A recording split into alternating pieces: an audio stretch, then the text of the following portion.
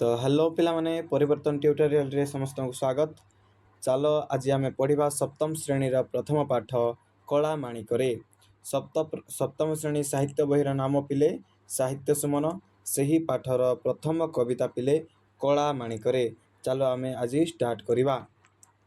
तो देख पिला माने बहुत सुंदर कविताटी हिची कला माणिकरे। देखि पारथिबो एठी पेजटा भी बहुत सुंदर तैयारी होती पे एडिटिंग होती कला माणिक पे कला माणिक माने श्रीकृष्ण को कहुई पे कला माणिक बोली है।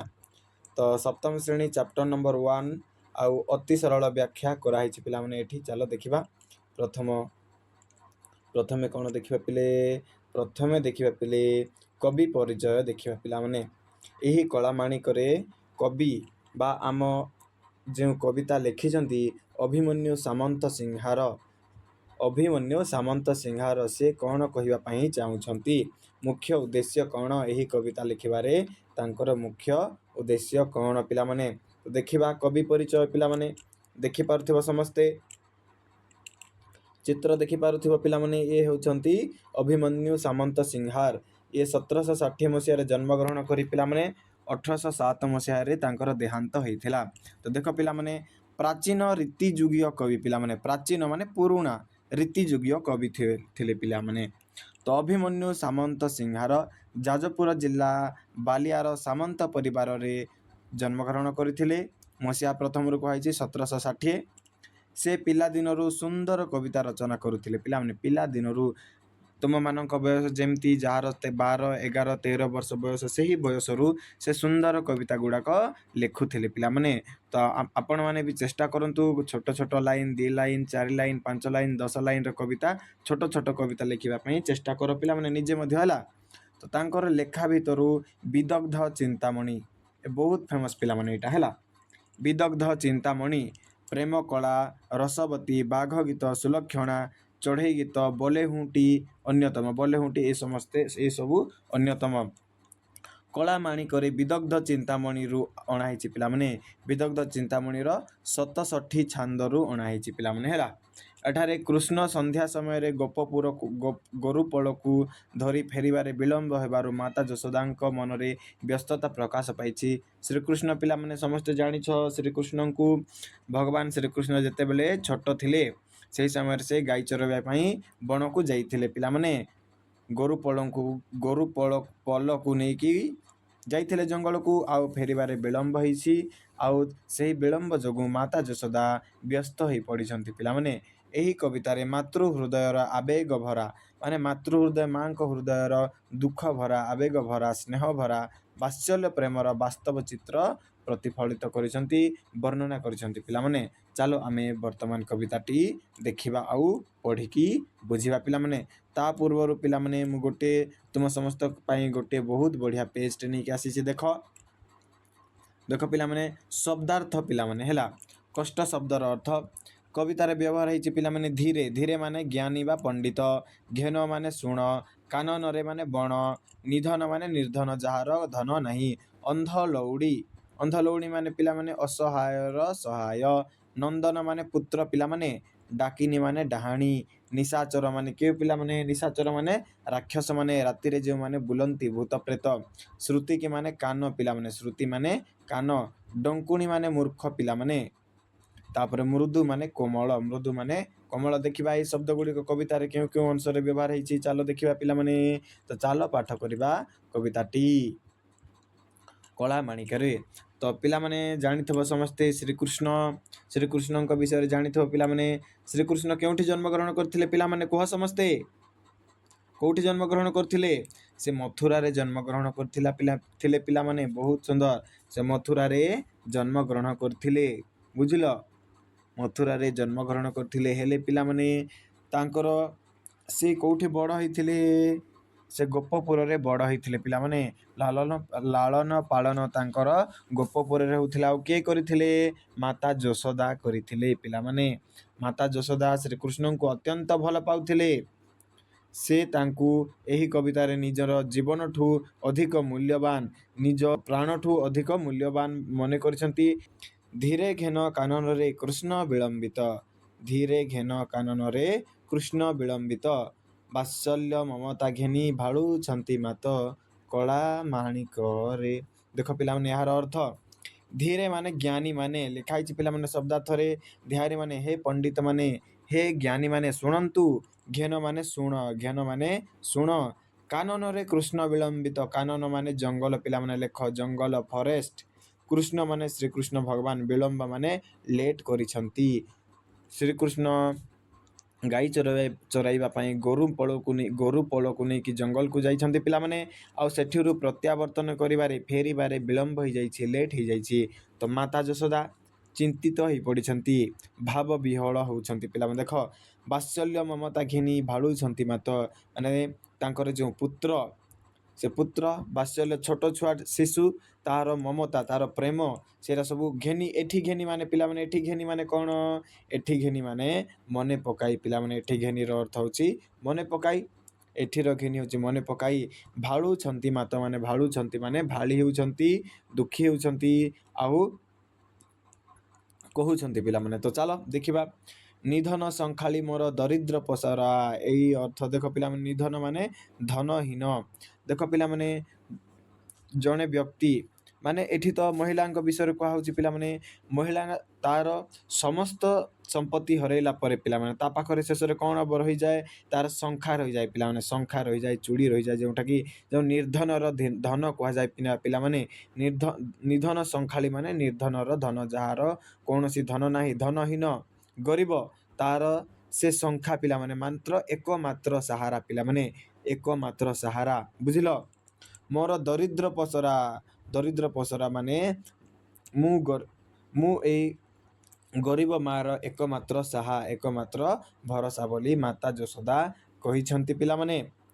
ଅନ୍ଧ ଲଉଡ଼ି ବାବୁରେ ହୃଦ ରତ୍ନ ହାରା ଅନ୍ଧ ଲଉଡ଼ି ମାନେ କ'ଣ ପିଲାମାନେ କୁହ ଅନ୍ଧ ଲଉଡ଼ି ଅନ୍ଧ ଜାଣିଛ ପିଲାମାନେ ଅନ୍ଧ ପାଇଁ ଯେଉଁ ବାଡ଼ିଟା ବା ଅନ୍ଧ ପାଇଁ ଯେଉଁ ବାଡ଼ିଟା ଯେତେ ଆବଶ୍ୟକ ପିଲାମାନେ ବାଡ଼ି ନହେଲେ ସେ ଚାଲିପାରିବ କି ଅନ୍ଧର ଲଉଡ଼ି ନହେଲେ ସେ ଚାଲିପାରିବ କି ଚାଲିପାରିବନି ପିଲାମାନେ।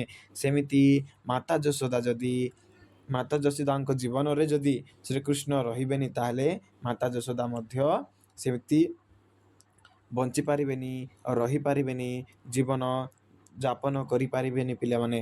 ଅନ୍ଧ ଲଉଡ଼ି ବାବୁରେ ହୃଦ ରତ୍ନ ହାରା କହୁଛନ୍ତି ପିଲାମାନେ ଏଠି ତାଙ୍କୁ ଯେମିତି ଆମର ହୃଦୟରେ ରତ୍ନ ମାନେ ହୃଦୟରେ ରତ୍ନହାର ରତ୍ନର ହାର ଯେମିତି ଆମ ବେକରେ ଶୋଭା ପାଏ ସେହିପରି ମାଙ୍କ ହୃଦୟର ରତ୍ନର ହାର ହେଉଛନ୍ତି ପିଲାମାନେ ଶ୍ରୀକୃଷ୍ଣ ମାନେ ଅତି ପ୍ରିୟ ଅତି ସ୍ନେହ ଅତ୍ୟନ୍ତ ଭଲ ପାଇବା ଏଠି ପ୍ରକାଶ କରିଛନ୍ତି।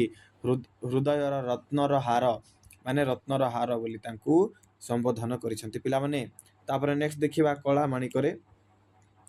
ତାପରେ ଦେଖ ପିଲାମାନେ ମୋ ଜୀବନ ତୁହି ନୟନ ପ୍ରତିମା ଧ୍ୟାନର ସହିତ ଶୁଣ ପିଲାମାନେ ମୋ ଜୀବନ ମାନେ ମୋର ଜୀବନ ବୁଝୁଛ ପିଲାମାନେ ମୋ ହୃଦୟର ଜୀବନ ମୋ ଶରୀରର ତୁ ହିଁ ଏକମାତ୍ର ଜୀବନ ତୁ ହିଁ ନୟନ ପ୍ରତିମା ନୟନ ପିଲାମାନେ ଆଖିକୁ ମାନେ ନୟନ ମାନେ ହେଉଛି ଆଖି ପ୍ରତିମା ମାନେ ଛବି ମୋ ନୟନ ମୋ ଆଖି ପିତୁଳା କହୁଛନ୍ତି ପିଲାମାନେ ମାନେ ଆମ ଶରୀରର ସବୁଠୁ ମୂଲ୍ୟବାନ ଜିନିଷ ମୋ ଶରୀରର ସବୁଠୁ ମୂଲ୍ୟବାନ ଜିନିଷ ମୋ ଆଖି ପିତୁଳା ତୋତେ ନ ଦେଖିଲେ ଯେମିତି ପିଲାମାନେ ଶ୍ରୀକୃଷ୍ଣଙ୍କୁ ଯଦି ମାତା ଯଶୋଦା କ୍ଷଣିକ ପାଇଁ ନ ଦେଖିଲେ ତାଙ୍କ ଦୁନିଆ ପୁରା ଅନ୍ଧକାରମୟ ହେଇଯାଉଛି ପିଲାମାନେ ବୁଝୁଛ। ତ ନୟନ ପ୍ରତିମା ତାଙ୍କର ନୟନ ସହିତ ସମାନ ନୟନର ପ୍ରତିମା ପିଲାମାନେ ତୋତେ କି ପାଶୋରି ହେବ ମୋର ସୁଖ ସୀମା। ଦେଖ ପିଲାମାନେ ବହୁତ ସୁନ୍ଦର ଭାବରେ ବର୍ଣ୍ଣନା କରୁଛନ୍ତି ମା କହୁଛନ୍ତି ଯେ ମା ଯଶୋଦା କହୁଛନ୍ତି ତୋତେ ମୁଁ କେମିତି ପାଶୋରି ପାରିବି ରେ ତୋତେ ମୁଁ କେମିତି ଭୁଲି ପାରିବି ତୁ ହଉଛି ମୋର ସୁଖର ସୀମା ତୁ ହଉଛୁ ମୋର ସୁଖର ସୀମା ମାନେ ପିଲାମାନେ ଏଇଟା ଗୋଟେ ସୀମା ପିଲାମାନେ ଏପଟେ ସୁଖ ହିଁ ସୁଖ ଅଛି ପିଲାମାନେ ଆଉ ଏପଟେ ଗଲେ କ'ଣ ଅନ୍ଧକାର ଅଛି ଦୁଃଖ ଅଛି ବିବ୍ରତ ଅଛି ଅଶାନ୍ତି ଅଛି ପିଲାମାନେ। ତ ଏଇ ସୀମା ହେଉଛନ୍ତି ଶ୍ରୀକୃଷ୍ଣ ପିଲାମାନେ ଏଇ ସୀମା ଏପଟେ ମାଙ୍କର ସୁଖ ହିଁ ସୁଖ ଏପଟେ ଦୁଃଖ ହିଁ ଦୁଃଖ। ତ କହୁଛନ୍ତି ତୁ ଯଦି ମୋ ଜୀବନରେ ନ ରହିଲୁ ତୁ ଯଦି ଆଉ ପ୍ରତ୍ୟାବର୍ତ୍ତନ ନ କରିବୁ ମାତା ଭାବୁଛନ୍ତି ବଣରେ କୌଣସି ଅଘଟଣ ଘଟି ଯାଇ ଥାଇପାରେ ସେଇଥିପାଇଁ ଏପର୍ଯ୍ୟନ୍ତ ଫେରିନି ତ ତୁ ଯଦି ନ ଆସିବୁ ମୋ ଜୀବନ ଅନ୍ଧକାରମୟ ହୋଇଯିବ ଦୁଃଖମୟ ହୋଇଯିବ ତୁ ହେଉଛୁ ମୋର ସୁଖର ସୀମା ତୋ ପରେ ମୋର ଆଉ କୌଣସି ସୁଖ ନାହିଁ ତୁ ମୋର ସାହା ତୁ ମୋର ଭରସା ତୋ ପାଇଁ ମୁଁ ଜୀବନ ଯାପନ କରୁଛି ବୋଲି ମାତା ଯଶୋଦା କହୁଛନ୍ତି ପିଲାମାନେ। ଚାଲ ଦେଖିବା ନେକ୍ସଟ ଲାଇନ୍ ଡରୁଥାଉ ଅନ୍ଧାରକୁ ରଖିଯାଉ ଗୋରୁ। ଶିଶୁ ପିଲାମାନେ ଶ୍ରୀକୃଷ୍ଣ ଶିଶୁ ଅବସ୍ଥାରେ ଅଛନ୍ତି, ବାଲ୍ୟ ଅବସ୍ଥାରେ ଛୋଟ ଅଛନ୍ତି, ତ ଅନ୍ଧାରକୁ ଡରୁଛନ୍ତି ପିଲାମାନେ। ଅନ୍ଧାରରେ ଅନ୍ଧାରକୁ ସମସ୍ତଙ୍କୁ ଅନ୍ଧାର ଦେଖିଲେ ସମସ୍ତଙ୍କୁ ଭୟ ଲାଗେ। ରାତି ହେଲେ ଆମେ ବି ବାହାରକୁ ଯିବା ପାଇଁ ଭୟ କରୁ ପିଲାମାନେ। ଟର୍ଚ୍ଚ ନେଇକି ଯାଉ, ସାଥି ନେଇକି ଯାଉ, ହେଲେ ସେ ପିଲାମାନେ ଡରିକି ମଧ୍ୟ ଅନ୍ଧାରକୁ ଡରିକି ମଧ୍ୟ ସେ ଗୋରୁମାନଙ୍କୁ ରଖିଯିବା କାମ ସେ ଭୁଲନ୍ତି ନାହିଁ। ସେ ଗୋରୁମାନଙ୍କୁ ଯାଇକି ତାଙ୍କ ସ୍ଥାନରେ ରଖିକି ଆସନ୍ତି। ଡରୁଥାଉ ଅନ୍ଧାରକୁ ରଖିଯାଉ ଗୋରୁ, ସବୁବେଳେ ନିଜ କର୍ମ ସେ ନିଜେ କରନ୍ତି। ଜନକ ଜନନୀ ସୁଖ କାହିଁ ପାଇଁ ସାରୁ। ଆରେ ପୁତ୍ର, ମୋ ପ୍ରିୟ ପୁତ୍ର, ଯଦି ତୁ ଅନ୍ଧାରକୁ ଏତେ ଡରୁଛୁ, ତାହେଲେ ଗୋରୁକୁ କାହିଁକି ରଖିବା ପାଇଁ ଯାଉଛୁ? ଛାଡ଼ି ଦଉନୁ ସେମିତି। ତୁ ଯାଉଛୁ ସେଇଥିପାଇଁ। ଜନକ ଜନନୀ, ଜନକ ମାନେ ପିତା, ପିଲାମାନେ ଜନକୀ ମାନେ ମାତା, ପିତା ମାତାଙ୍କ ସୁଖ କାହିଁକି ତୁ ଖତମ କରୁଛୁ, କାହିଁକି ସାରୁଛୁ ତୁ ବୋଲି ଏଠି କହୁଛନ୍ତି ମା ଯଶୋଦା, ମାତା ଯଶୋଦା। ମାନେ ପିଲାମାନେ ଯେତେବେଳେ ସେ ରାତିରେ ଗୋରୁ ରଖିବା ପାଇଁ ଯାଉଛନ୍ତି, ସେତେବେଳେ କ'ଣ ରାତିରେ କିଛି ଅଘଟଣ ଘଟିଯିବ ବୋଲି ସେମାନେ ବ୍ୟସ୍ତ ହେଇ ପଡ଼ୁଛନ୍ତି, ବିବ୍ରତ ହେଇ ପଡ଼ୁଛନ୍ତି। ତ ସେଇଥିପାଇଁ କହୁଛନ୍ତି ପିଲାମାନେ, ଜନକ ଜନନୀ ସୁଖ ତୁ କାହିଁକି ସାରୁଛୁ, ତୁ ଡରିକି ମଧ୍ୟ କାହିଁକି ଯାଉଛୁ ବୋଲି ଏଠି ପ୍ରଶ୍ନ କରିଛନ୍ତି। ଚାଲ ନେକ୍ସଟ ପଦଟି ଦେଖିବା। ଦେଖ ପିଲାମାନେ, ବୃଦ୍ଧ କାଳେ ତୁମର ଏକଇ ନନ୍ଦନ। ଦେଖ ଏଠି ବୃଦ୍ଧ କାଳେ ତୁମର ଏକଇ ନନ୍ଦନ। ମାତା ଯଶୋଦା କହୁଛନ୍ତି ପିଲାମାନେ, ମୋର ବୃଦ୍ଧ କାଳରେ ତୁମର ଏକଇ ନନ୍ଦନ। ନନ୍ଦନ ମାନେ ପୁତ୍ର, ବୁଝୁଛ ପିଲାମାନେ। ଆମେ ଯେତେବେଳେ ବୃଦ୍ଧ ହେଇଯାଉ, ବୁଢ଼ା ହେଇଯାଉ, ବୟସ୍କ ହେଇଯାଉ, ସେତେବେଳେ ଆମକୁ ସାହାରା ଦରକାର ପିଲାମାନେ। ମାତା ଯଶୋଦାଙ୍କର ଏକମାତ୍ର ସାହାରା ହେଉଛନ୍ତି ଶ୍ରୀକୃଷ୍ଣ। ଏକମାତ୍ର ସାହାରା ହେଉଛନ୍ତି ଶ୍ରୀକୃଷ୍ଣ। ହୃଦ ତାପ ବିନାଶନେ ତୁ ହରିଚନ୍ଦନ। ଯେମିତି ପିଲାମାନେ ଯେତେବେଳେ ଆମ ଶରୀର ପିଲାମାନେ ବହୁତ ତାପମାତ୍ରା ବଢ଼ିଯାଏ, ସେତେବେଳେ ଆମେ ଚନ୍ଦନ ଲଗାଉ ପିଲାମାନେ। ଚନ୍ଦନ ଲେପନ କଲେ କ'ଣ ହୁଏ? ଶରୀର ଥଣ୍ଡା ରୁହେ। ଦେଖିଥିବ ପିଲାମାନେ, ଏଇ ମଥାରେ, ତାପରେ ଗଳାରେ, ଛାତିରେ, ସବୁ ହୃଦୟରେ, ସବୁ ଜାଗାରେ ଚନ୍ଦନ ଲେପନ କରନ୍ତି। କ'ଣ ପାଇଁ ଚନ୍ଦନ ଲେପନ କରନ୍ତି? ନା ଶୀତଳତା ପାଇଁ, ଶୀତଳ ପ୍ରଦାନ କରିବା ପାଇଁ। ଯେମିତି ମାତା କହୁଛନ୍ତି ପିଲାମାନେ, ଯେମିତି ଶରୀରରେ, ହୃଦୟରେ ଚନ୍ଦନ ଲେପନ କଲେ ଯେମିତି ଶୀତଳତା ପ୍ରଦାନ ହୁଏ, ଶାନ୍ତି ମିଳେ, ସେହିପରି ତୋତେ ଦେଖିଲେ ମୋତେ ମଧ୍ୟ ଶୀତଳତା, ଶାନ୍ତି, ସୁଖ ପ୍ରାପ୍ତ ହୁଏ ବୋଲି ମାତା ଏଠି ବର୍ଣ୍ଣନା କରିଛନ୍ତି। ବୃଦ୍ଧ କାଳେ ତୁମର ଏକଇ ନନ୍ଦନ, ହୃଦ ତାପ ବିନାଶନେ। ବିନାଶନେ ମାନେ ସମାପ୍ତ କରିବାରେ, ତୁ ହରିଚନ୍ଦନ, ତୁ ହଉଛୁ ହରିଚନ୍ଦନ। ହରିଚନ୍ଦନ ସହିତ ତୁଳନା କରିଛନ୍ତି ପିଲାମାନେ। ତାପରେ ଏଠି ଦେଖ, ଆଉ ଦେଖ ପିଲାମାନେ, ଗୋଟିକା ଅଧାମ ସର ନ ରୁଚଇ ତୋତେ। ଦେଖ ପିଲାମାନେ, ଶ୍ରୀକୃଷ୍ଣଙ୍କ ଖାଇବା ବିଷୟରେ ଏଠି ମାତା ବଖାଣିଛନ୍ତି। କ'ଣ କ'ଣ ସେ ଖାଆନ୍ତି? ଗୋଟିକା ଦେଲେ ସେ ଖାଆନ୍ତି କି ପିଲେ? ଖାଆନ୍ତି ନାହିଁ। ଗୋଟିକା ଖାଆନ୍ତିନି ସେ। ତାଙ୍କୁ ଅଧାମ ଦେଲେ ବି ଖାଆନ୍ତିନି, ସର ଦେଲେ ବି ଖାଆନ୍ତିନି। ସେ ନ ରୁଚଇ ମାନେ ରୁଚେ ନାହିଁ, ତାଙ୍କୁ ପସନ୍ଦ ଆସେ ନାହିଁ। ଗୋଟିକ, ଅଧାମ, ସର ସବୁ ତାଙ୍କୁ, ଅଧାମ ଏଇଟା ମାନେ ସବୁ କ୍ଷୀରରେ ତିଆରି ଜିନିଷ ଗୁଡ଼ାକ ପିଲାମାନେ। ରାବିଡ଼ି ହେଇଗଲା, ଅଧାମ, ସର, ଏସବୁ ସର ବି ତମେ ଜାଣିଛ। ତ ଗୋଟିକା ଅଧାମ ସର ନ ରୁଚଇ ତୋତେ, କିଛି ତୋତେ ପସନ୍ଦ ଆସେ ନାହିଁ ବୋଲି ମାତା କହିଛନ୍ତି। ଚାଲ ଦେଖିବା ତାଙ୍କୁ କ'ଣ ପସନ୍ଦ ହେଉଛି। ନାଚି ଲାଞ୍ଚ ମାଗୁଥାଉ ଲବଣୀ ସଙ୍ଗତି। ତାଙ୍କୁ କ'ଣ ଦରକାର ପିଲାମାନେ? ଲବଣୀ ଦରକାର ପିଲାମାନେ। ତାଙ୍କୁ କ'ଣ ଦରକାର? ଲବଣୀ। ଲାଞ୍ଚ ମାଗୁଥାଉ ଲବଣୀ କେମନ୍ତେ, କିପରି ଭାବରେ ତୁ ଲବଣୀ ମାଗୁଥାଉ, ସେ ସବୁ କଥା ମୋତେ ମନେ ପଡ଼ିଯାଉଛି। ଏସବୁ ମାତା ମନେ ପକାଇକି ବିବ୍ରତ ହେଉଛନ୍ତି, ମର୍ମାହତ ହେଉଛନ୍ତି, ଦୁଃଖରେ ପୀଡ଼ିତ ହେଉଛନ୍ତି ପିଲାମାନେ। ବୁଝିଲ? ଶ୍ରୀକୃଷ୍ଣ ବିଳମ୍ବ ହେଇଛି ତାଙ୍କର ପ୍ରତ୍ୟାବର୍ତ୍ତନରେ। ଦେଖିବା ଆଉ ନେକ୍ସଟ ପଦ କ'ଣ ଅଛି ପିଲାମାନେ। ତୋଳି ମୁଁ ଧୋଇଲେ ଗୋଳି ହୋଇଯାଉ ତୁହି। ମାନେ କ'ଣ ପିଲାମାନେ? ଏଇଠି ଶ୍ରୀକୃଷ୍ଣଙ୍କ ଶାରୀରିକ ଦୁର୍ବଳତା ବିଷୟରେ ବର୍ଣ୍ଣନା କରିଛନ୍ତି, ବଖାଣିଛନ୍ତି ପିଲାମାନେ। ମାତା ଯଶୋଦା କହୁଛନ୍ତି ଯେ ତୁ ଏତେ ପତଳା, ଏତେ ଦୁର୍ବଳ ଯେ ତୋତେ ମୁଁ ତୋଳି ଧୋଇଲେ, ମାନେ ହାତରେ ଧରିଲେ ମଧ୍ୟ ତୁ ଗୋଳି ହେଇଯାଉ। ମାନେ ଏତେ ଦୁର୍ବଳ ପିଲାମାନେ ଶ୍ରୀକୃଷ୍ଣ, ତୋତେ ମୁଁ ଧଇଲେ ଗୋଳି ହେଇଯାଉ। ତୋ ଦୁର୍ବଳତା ଦେଖି କାହିଁ ପଶିବ ହିଁ ମୁଇଁ। ତୋ ଦୁର୍ବଳତା ଦେଖି ମୁଁ କେମିତି ବଞ୍ଚିପାରିବି, କେମିତି ରହିପାରିବି ବୋଲି ମାତା ଯଶୋଦା କହିଛନ୍ତି। ତୋଳି ମୁଁ ଧୋଇଲେ ଗୋଳି ହୋଇଯାଉ ତୋହି, ତୋ ଦୁର୍ବଳତା ଦେଖି କାହିଁ ପଶିବ ହିଁ ମୁଁ କେମିତି ବଞ୍ଚିପାରିବି ବୋଲି ମାତା ଯଶୋଦା କହିଛନ୍ତି। ଖାଦ୍ୟ ଖାଇବା ପାଇଁ କହିଛନ୍ତି ପିଲାମାନେ। ଖାଦ୍ୟ ଖାଇ ଶାରୀରିକ ବଳ ବଢ଼ାଇବା ପାଇଁ ମାତା ଯଶୋଦା ଶ୍ରୀକୃଷ୍ଣଙ୍କୁ ଏଠି କହୁଛନ୍ତି ବା ତାଙ୍କର ସେହି କଥା ଏଠି ବଖାଣୁଛନ୍ତି, ମନେ ପକାଇଛନ୍ତି ଏବଂ ପ୍ରତ୍ୟାବର୍ତ୍ତନର ବିଳମ୍ବ ହେତୁ ଦୁଃଖୀ ମନେ କରୁଛନ୍ତି ପିଲାମାନେ। ଚାଲ ଦେଖିବା ନେକ୍ସଟ ପେଜ। ଅଛି ପିଲାମାନେ, ଦେଖ ଜୁମ୍ କରିଦେବା ଟିକେ ସମସ୍ତଙ୍କୁ ଯେମିତି ଦେଖାଯିବ। ଡାକିନି ଲୋଭାନ୍ତି ବୋଲି ଡରୁଥାଇ ମନେ। ଡାକିନି ମାନେ କ'ଣ ପିଲାମାନେ? ଡାକିନି ମାନେ ସମସ୍ତେ କୁହ କ'ଣ? ମୁଁ ପଛରେ ଲେଖିଥିଲି, ଯେତେବେଳେ ଷ୍ଟାର୍ଟ କରିଥିଲି କହିଥିଲି ସମସ୍ତଙ୍କୁ।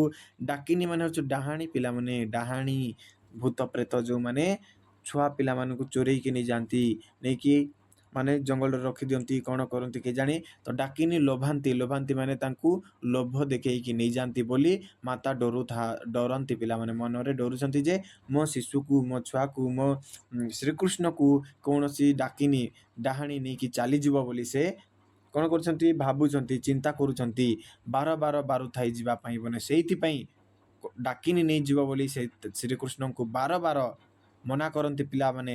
ଜଙ୍ଗଲକୁ ଯିବା ପାଇଁ ମନା କରନ୍ତି, ଯାନି ରେ ବାପା, ଡାକିନି ମାନେ ତୋତେ ନେଇଯିବେ, ଡାହାଣୀ ମାନେ ତୋତେ ନେଇଯିବେ ବୋଲି ଶ୍ରୀକୃଷ୍ଣଙ୍କୁ ମନା କରନ୍ତି। ତଥାପି ଶୁଣନ୍ତିନି ଶ୍ରୀକୃଷ୍ଣ କାହା କଥା, ସେ ଚାଲିଯାଆନ୍ତି ହେଲା। ତ ଦେଖ, ନିଶାଚର ମାତିବାର ଶୁଭୁଛି ଶ୍ରୁତି କି। ନିଶାଚର ମାନେ ପିଲାମାନେ ସନ୍ଧ୍ୟା ହେଇଯାଇଛି, ଧୀରେ ଧୀରେ ସମୟ ବିତି ଯାଇଛି ପିଲାମାନେ। ରାତ୍ରି ଆସିଗଲାଣି, ରାତି ହେଇଗଲାଣି। ତ ନିଶାଚର ମାନେ ରାତିରେ ଯେଉଁମାନେ ବୁଲନ୍ତି ମାନେ କେଉଁମାନେ ପିଲା? ରାକ୍ଷସ ମାନେ, ବୁଝୁଛ? ଭୂତ ପ୍ରେତ ମାନେ, ସେମାନେ ନିଶାଚର ମାତିବାର ମାନେ ପାଟିତୁଣ୍ଡ କରିବାର, ନାଚିବାର, ଗାଇବାର ସବୁ ଶୁଭୁଛି ପିଲାମାନେ। ଶୁଭୁଛି ମାନେ ଶୁଣାଯାଉଛି। ଶ୍ରୁତି କି ମାନେ କାନକୁ, କାନକୁ ଶୁଭା ଗଲାଣି। ମୁଁ ଡଙ୍କୁଣି ଛାଡ଼ିଦେଲି ବନକୁ କାହିଁକି। ଏଠି ମାତା ଯଶୋଦା କହୁଛନ୍ତି, ମୁଁ ମୂର୍ଖ, ଡଙ୍କୁଣି ମାନେ ମୂର୍ଖ, ମୁଁ ପାଗଳି, ତୋତେ କାହିଁକି ଛାଡ଼ିଲି ରେ ପୁଅ। ଏବେ ନିଶାଚର ମାନେ ଆସିଗଲେଣି, ନିଶାଚରଙ୍କ ସମୟ ହେଇଗଲାଣି, ତୁ ଏପର୍ଯ୍ୟନ୍ତ ଫେରି ନାହୁଁ। ତୋତେ କୌଣସି ଅଘଟଣ ଘଟିଲେ ମୁଁ କେମିତି ବଞ୍ଚିପାରିବି? ମୁଁ ହିଁ ମୂର୍ଖ ତୋତେ ଯିବା ପାଇଁ ଦେଲି, ତୋତେ ଯିବା ପାଇଁ ଦେବାର ନଥିଲା ବୋଲି ମାତା ଯଶୋଦା ଏଠି ବଖାଣୁଛନ୍ତି ପିଲାମାନେ। ଚାଲ ଦେଖିବା ତାପରେ ନେକ୍ସଟ ପଦଟି, ନେକ୍ସଟ ପଂକ୍ତି ପିଲାମାନେ, ନେକ୍ସଟ ପଦ୍ୟାଂଶ ଦେଖ। ଝାଳ ବହୁଥିବ ଅଙ୍ଗୁ ଲାଗି ଝାଞ୍ଜି ଖରା। ତାପରେ ଆହୁରି କହୁଛନ୍ତି ପିଲାମାନେ, ଖରା ସମୟ ଚାଲିଛି, ଗାଈ ଚରେଇବା ପାଇଁ ଯାଇଛନ୍ତି, ଝାଳ ତ ବୋହିବ ପିଲାମାନେ, ଖରାରେ ଝାଳ ତ ବୋହେ। ତ କହୁଛନ୍ତି ପିଲାମାନେ, ଝାଳ ବହୁଥିବ ଅଙ୍ଗୁ ଲାଗି ଝାଞ୍ଜି ଖରା। ଅଙ୍ଗୁ ମାନେ ଶରୀରରୁ ଝାଳ ବହୁଥିବ ଲାଗି, ଝାଞ୍ଜି ଖରା ମାନେ ପ୍ରବଳ ଖରା ପିଲାମାନେ, ପ୍ରବଳ ଖରା। ଶ୍ରମ ପାଇ ତରୁ ତଳେ ବସିଥିବୁ ପରା। ଶ୍ରମ ମାନେ ପରିଶ୍ରମ, ବୁଝୁଛ ପିଲାମାନେ? ପରିଶ୍ରମ ମାନେ ଥକିକି ତରୁ ତଳେ ମାନେ ବୃକ୍ଷ ତଳେ ତୁ ଆଶ୍ରୟ ନେଉଥିବୁ, ବସିଥିବୁ। ମାନେ ମାତା ଯଶୋଦା ତାଙ୍କର ସେହି ଦୃଶ୍ୟଟାକୁ ବି ମନେ ପକାଇଛନ୍ତି। ମାନେ ଭାବୁଛନ୍ତି ଯେ ଏତେବେଳେ ମୋ ପୁଅ ଥକି ଯାଇଥିବ, ଝାଳରେ ପୁରା ଶରୀର ଓଦା ହେଇଯାଇଥିବ, ଆଉ ବୃକ୍ଷ ତଳେ ବିଶ୍ରାମ କରୁଥିବ ବୋଲି ମାତା ଯଶୋଦା ଏଠି ଚିନ୍ତା କରୁଛନ୍ତି। ତ ଚାଲ ଦେଖିବା ପିଲାମାନେ ଆଉ ନେକ୍ସଟ ପଦ ଆଗକୁ କ'ଣ ଅଛି ଦେଖିବା। ଚାଲ ଆଗକୁ ଦେଖ ପିଲାମାନେ, ଆଗକୁ। ନେଲୁ ନାହିଁ କାହିଁ ପାଇଁ ତୋ କୋଠାଉ ଛତା। ମାତା କହୁଛନ୍ତି ପିଲାମାନେ, ଶ୍ରୀକୃଷ୍ଣ ଯେତେବେଳେ ବନକୁ ଗଲେ ସେହି ସମୟରେ ଆଜି ଭୁଲି ଯାଇଛନ୍ତି। କ'ଣ ଭୁଲି ଯାଇଛନ୍ତି? ଦେଖ ପିଲାମାନେ, ଭୁଲି ଯାଇଛନ୍ତି, କ'ଣ ଭୁଲି ଯାଇଛନ୍ତି? 1 ମିନିଟ୍ ପିଲାମାନେ, ଭୁଲି ଯାଇଛନ୍ତି ପିଲାମାନେ କୋଠାଉ ମାନେ କ'ଣ ପିଲାମାନେ? କୋଠାଉ ମାନେ ଯେଉଁ ଏଇ ଚପଲ ପିଲାମାନେ, ଆଜିକାଲି ଆମେ ଯେଉଁ ଚପଲ ପିନ୍ଧୁଛୁ, ପ୍ରଥମେ କାଠରେ ତିଆରି ଚପଲ ଥିଲା, ସେଟାକୁ କୋଠାଉ କୁହାଯାଏ। ତାପରେ ଛତା ପିଲାମାନେ, ଛତା ମଧ୍ୟ ନେଇନାହାନ୍ତି। ମାନେ ଖରାରୁ ରକ୍ଷା କେମିତି ପାଇବେ? ବନେ କଣ୍ଟା ଲାଗି ହୋଇ ମୃଦୁ ପାଦ ଚିନ୍ତା। ମାତା ଚିନ୍ତା କରୁଛନ୍ତି, ତୁ ତ କୋଠାଉ ନେଇନୁ ରେ ପୁତ୍ର, ତୋର ମୃଦୁ ମାନେ କୋମଳ ପାଦରେ କଣ୍ଟା ଲାଗିକି ତୋତେ ଅତ୍ୟନ୍ତ ଦୁଃଖ ହେଉଥିବ, ଅତ୍ୟନ୍ତ କଷ୍ଟ ହେଉଥିବ ବୋଲି ମାତା ଏଠି ବ୍ୟସ୍ତତା ପରିପ୍ରକାଶ କରିଛନ୍ତି ବା ଦୁଃଖ ମନେ କରିଛନ୍ତି। କହୁଛନ୍ତି, ତୁ କୋଠାଉ ନେଇନୁ, ଛତା ନେଇନୁ, ତ ମୃଦୁ କୋମଳ ପାଦରେ କଣ୍ଟା ଲାଗିଯାଇଥିବ ବୋଲି ଏଠି ମାତା ଚିନ୍ତା କରୁଛନ୍ତି ପିଲାମାନେ ହେଲା। ଚାଲ ନେକ୍ସଟ ପଦ ଦେଖିବା। ଏଇଟା ଶେଷ ପଦ ପିଲାମାନେ, ଶେଷ ପଦ ଦେଖ। କାନ ଡେରି ଥାଇ ଏକା ତୋ ବେଣୁ ଗୀତକୁ। ମାନେ ଯେତେବେଳେ ଶ୍ରୀକୃଷ୍ଣ ବଣକୁ ଯାଆନ୍ତି ପିଲାମାନେ, ମାତା ଯଶୋଦା ତାଙ୍କର ପ୍ରତ୍ୟାବର୍ତ୍ତନର ସମୟ ସନ୍ଧ୍ୟାରେ ରାସ୍ତାରେ ମାନେ ତାଙ୍କ ଘର ସାମ୍ନାରେ ଠିଆ ହେଇକି ସବୁବେଳେ ଦେଖୁଥାନ୍ତି, ଅନାଉଥାନ୍ତି, ତାଙ୍କ ଆସିବାକୁ ମାନେ ୱେଟ୍ କରିଥାନ୍ତି, ଅପେକ୍ଷା କରିଥାନ୍ତି ପିଲାମାନେ ଆଉ ଶୁଣୁଥାନ୍ତି। ଦେଖି ତ ହେବନି ପ୍ରଥମେ ତାଙ୍କ ବେଣୁର ସ୍ୱନ ଶ୍ରୀକୃଷ୍ଣ ଯେତେବେଳେ ଘରକୁ ପ୍ରତ୍ୟାବର୍ତ୍ତନ କରନ୍ତି ସେହି ସମୟରେ ବେଣୁ ମାନେ ବଇଁଶୀ ବଜେଇ ଆସନ୍ତି। ବଇଁଶୀ ବଜେଇ ତ ମାତା ଯଶୋଦା ସେ ବଇଁଶୀ ସ୍ୱନକୁ ଶୁଣିବା ପାଇଁ ଚେଷ୍ଟା କରୁଛନ୍ତି। ହେଲେ କ'ଣ ହେଇଛି ପିଲାମାନେ ଦେଖ, ଆଜ କିମ୍ପା ଶୁଭୁ ନାହିଁ ଭାବୁଛି ମନକୁ, ଆଜି କ'ଣ ବଂଶୀର ସ୍ୱନ ଶୁଭୁ ନାହିଁ। କାଳେ କୌଣସି ଅଘଟଣ ଘଟି ଯାଇଥିବ କି, କେଉଁ ଡଙ୍କୁଣୀ ନେଇଯାଇଥିବ, ଲୋଭେଇକି ନେଇଯାଇଥିବ, ନିଶାଚର ଖାଇଯାଇଥିବେ କିମ୍ବା କୌଣସି ଅଘଟଣ ଘଟି ଯାଇଥିବ ବୋଲି ମାତା ଯଶୋଦା ଏଠି ବିବ୍ରତ ହୋଇଛନ୍ତି। ତାଙ୍କର ବାତ୍ସଲ୍ୟ ମମତା ଏଠି ଦେଖାଯାଉଛି ପିଲାମାନେ। ବାତ୍ସଲ୍ୟ ମମତାକୁ ଏଠି ପୁରା ବଖାଣିଛନ୍ତି, ବର୍ଣ୍ଣନା କରିଛନ୍ତି ଏବଂ ଚିନ୍ତା ପ୍ରକାଶ କରିଛନ୍ତି। କବି ହେଉଛନ୍ତି ପିଲାମାନେ, ଏଠାର କବି କିଏ ପିଲାମାନେ? ଭେରି ଗୁଡ୍ ପିଲାମାନେ, କବି ହେଉଛନ୍ତି ଅଭିମନ୍ୟୁ ସାମନ୍ତ ସିଂହାର। ଅତି ସୁନ୍ଦର ଭାବରେ ବର୍ଣ୍ଣନା କରିଛନ୍ତି ମାତା ଯଶୋଦାଙ୍କର ଯେଉଁ ଆବେଗ ଭରା ବାତ୍ସଲ୍ୟ ପ୍ରେମ ଅତି ସୁନ୍ଦର ଭାବରେ ଏଠି ପ୍ରତିଫଳିତ କରିଛନ୍ତି। ତ ପିଲାମାନେ ଆମେ ପୁରା କବିତାଟିକୁ ଅତି ସୁନ୍ଦର ଭାବରେ ପଢ଼ିଛୁ ପିଲାମାନେ। ତ ଆଶା କରୁଛି ସମସ୍ତେ ବୁଝିପାରିଥିବ। ଆଉ ପିଲାମାନେ ମୋ ଭିଡ଼ିଓଟି ଭଲ ଲାଗୁଛି ଯଦି ସପୋର୍ଟ କର ପିଲାମାନେ। ବହୁତ ପରିଶ୍ରମର ସହିତ ଏହି ଭିଡ଼ିଓଟି ତିଆରି ହେଉଛି ଆଉ ଆପଣମାନଙ୍କ ପାଖକୁ ପହଞ୍ଚୁଛି। ୟୁଟ୍ୟୁବରେ ପୁରା ଫ୍ରିରେ ପଢ଼ା ହେଉଛି ପିଲାମାନେ। ସବୁ ଶ୍ରେଣୀର ପଞ୍ଚମ ଷଷ୍ଠ ସପ୍ତମର ପର୍ଯ୍ୟନ୍ତ ପଢ଼ା ହେଇଛି। ଏବେ ଅଷ୍ଟମର ଭିଡ଼ିଓ ମଧ୍ୟ ଆସିବ। ଏହାପରେ ପିଲାମାନେ ପ୍ରଶ୍ନ ଉତ୍ତର ମଧ୍ୟ ପଠାଇଦେବି। ତ ଭିଡ଼ିଓ ଯଦି ଭଲ ଲାଗୁଛି ଲାଇକ୍ କର ପିଲାମାନେ, ଆଉ ସେୟାର କର, ଆଉ ଫଲୋ କର ପିଲାମାନେ, ସବସ୍କ୍ରାଇବ୍ କର ମୋ ୟୁଟ୍ୟୁବ୍ ଚ୍ୟାନେଲକୁ, ଆଉ ମୋତେ ସପୋର୍ଟ କର ପିଲାମାନେ। ବହୁତ ବହୁତ ଧନ୍ୟବାଦ ପିଲାମାନେ।